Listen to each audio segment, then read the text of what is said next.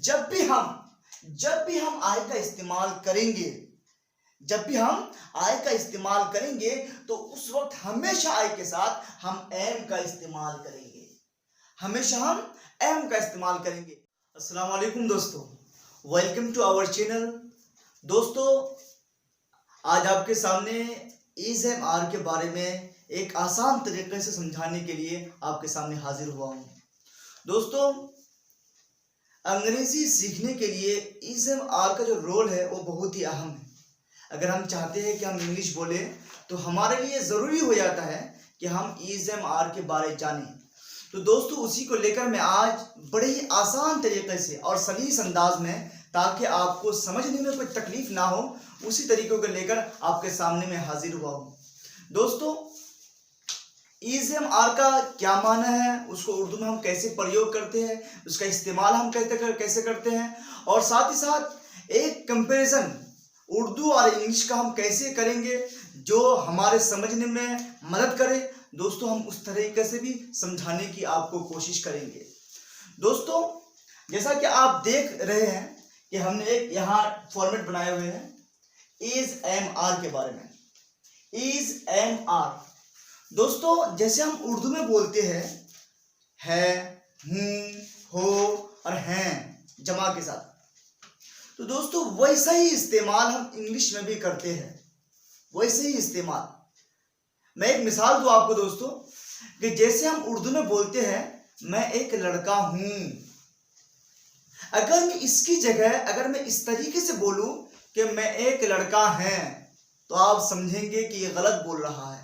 बिल्कुल वही इस्तेमाल हमारे इंग्लिश में भी है। अगर इंग्लिश में हम एक लफ्ज़ की जगह दूसरे लफ्ज़ इस्तेमाल कर दे, वर्ड इस्तेमाल कर दे, तो वो गलत हो जाता है। तो अपने गलती को सुधारने के लिए और एक आसान ट्रिक के साथ समझने के लिए आपके सामने ये वीडियो मौजूद है। आप इसको देखकर पूरे कॉन्सेप्ट को आसान तरीके से समझ सकते हैं। तो दोस्तों देखिए, is am are, is am are, इसको ग्रामर में बी भी कहा जाता है। बी जो फर्स्ट फॉर्म है उसमें इज एम आर आता है। दोस्तों देखिए, इज एम आर की हमने तीन कैटेगरी में हम इसको तकसीम किए हैं। एक आई है, एक यू है, और तीसरा जो हमारा है वो अदर्स है। तो दोस्तों, पहला का देखिए आई है, जिसको हम उर्दू में बोलते हैं मैं अपने बारे में बोलते हैं।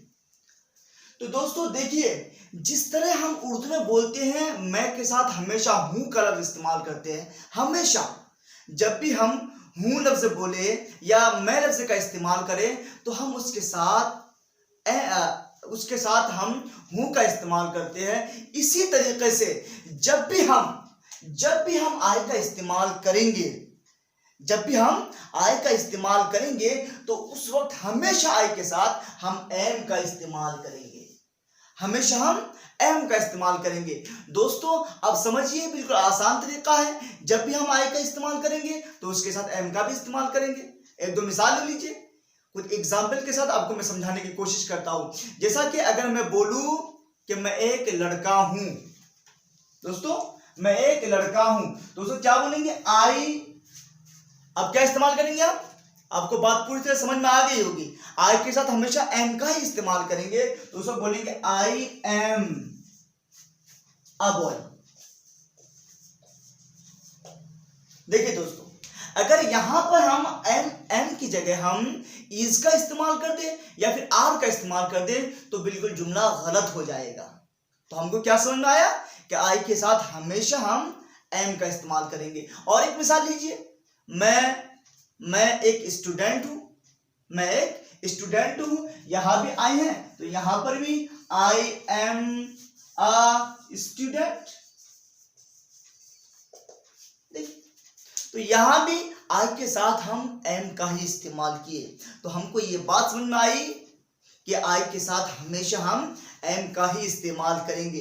दोस्तों हमारा जो दूसरा ग्रुप है वो है यू का। यू का मतलब है, दोस्तों पहले आपको एक चीज बता दूं मैं, यू का इस्तेमाल हम दो तरीके से करते हैं। एक तो है सिंगुलर के साथ हम जब यू बोलते हैं तो उससे हमारे मुराद एक आदमी होता है। कभी कभी हम यू से बहुत सारे लोग मुराद ले लेते हैं, तो मतलब ये हुआ कि यू सिंगुलर भी है और प्लूरल भी है। लेकिन दोस्तों जो भी हो यू, खा वो प्लूरल हो या सिंगुलर हो, लेकिन उसके साथ हमेशा हम यू के साथ हम हमेशा आर का ही इस्तेमाल करेंगे। जब भी हम यू का प्रयोग करेंगे तो उसके साथ हम आर का इस्तेमाल करेंगे। अगर यू के साथ हम ये सोचकर, हमारी ये सोच हो दोस्तों कि हम यू तो वाहिद है, सिंगुलर है, इसलिए इसके साथ हम इसका इस्तेमाल करेंगे, तो दोस्तों ये बिल्कुल गलत हो जाएगा। गर्चे आपकी मुराद यू से एक ही शख्स है, एक ही चीज है, लेकिन यू के साथ कभी इज का इस्तेमाल नहीं हो सकता है। ये रूल, इंग्लिश के रूल के हिसाब से ये आपका जुमला गलत हो जाएगा। तो दोस्तों एक मिसाल लेता हूं मैं कि जैसा कि हमने यहाँ पे लिखा आई के बारे में, अब यू को इसमें फिट करते हैं हम कैसे बोलेंगे कि तुम एक लड़के हो, तुम एक लड़के हो, तो हम कैसे बोलेंगे यू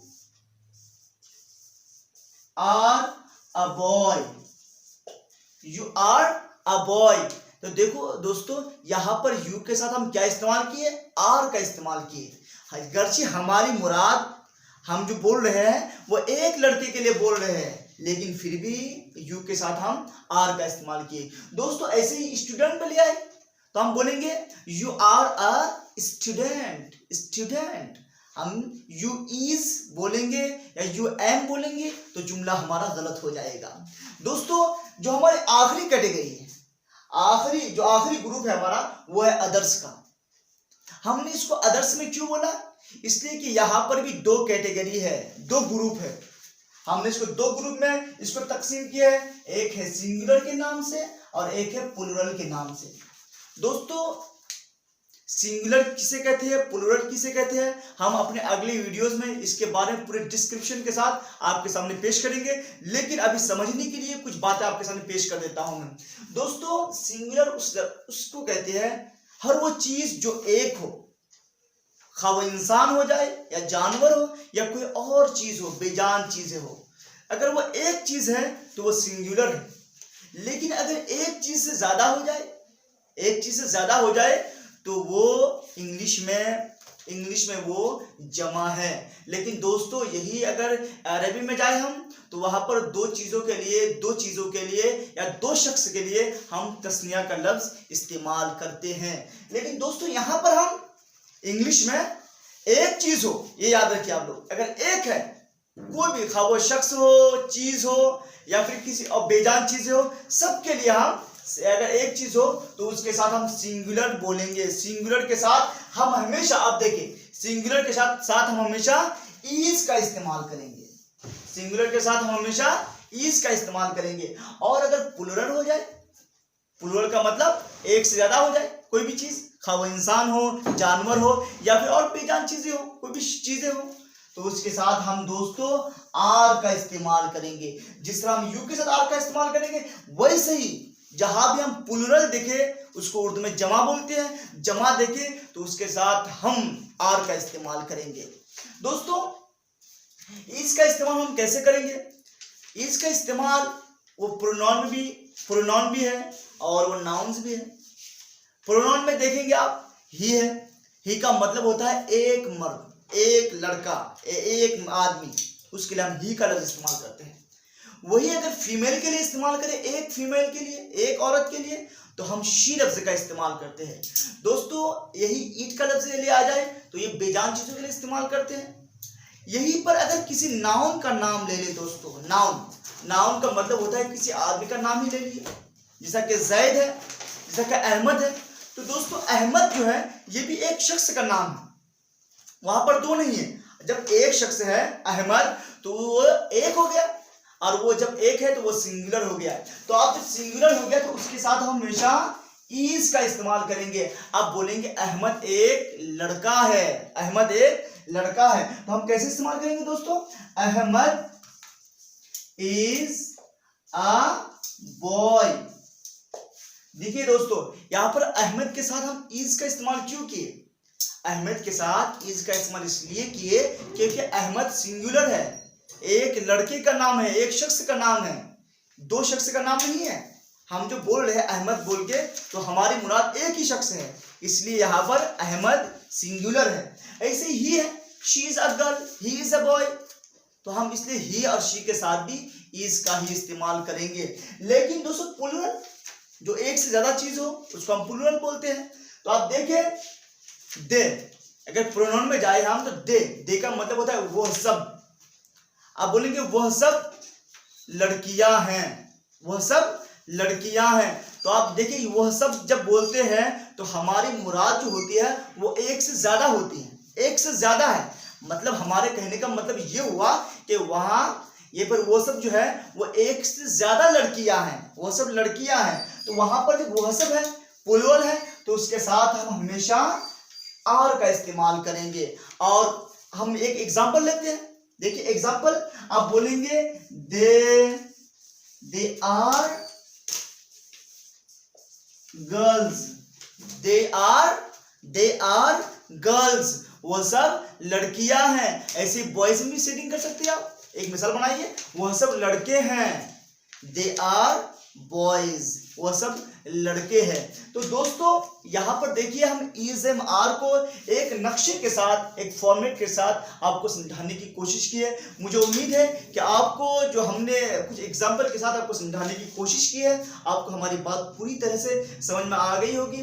दोस्तों अगर कोई बात ना समझ में आए तो आपसे मेरी रिक्वेस्ट है, गुजारिश है कि हमें ज़रूर कमेंट बॉक्स में अपनी राय, अपनी एडवाइस दे कि कौन सी बात समझ में नहीं आई है, या फिर और आपको कुछ और चाहिए तो हमें उसके बारे में भी अपने कमेंट बॉक्स में कमेंट करके ज़रूर बताएं। इंशाल्लाह अपने आगे आने वाले वीडियोस में उस पर हम खड़े उतरने की भरपूर कोशिश करेंगे। तो दोस्तों आप इसको बार बार देखिए और बार बार कॉपी लेकर मिसालों के साथ समझने की कोशिश करें और लिखते रहे, लिखने ही में कामयाबी है और लिखने से आप लोग बहुत जल्द समझ जाएंगे।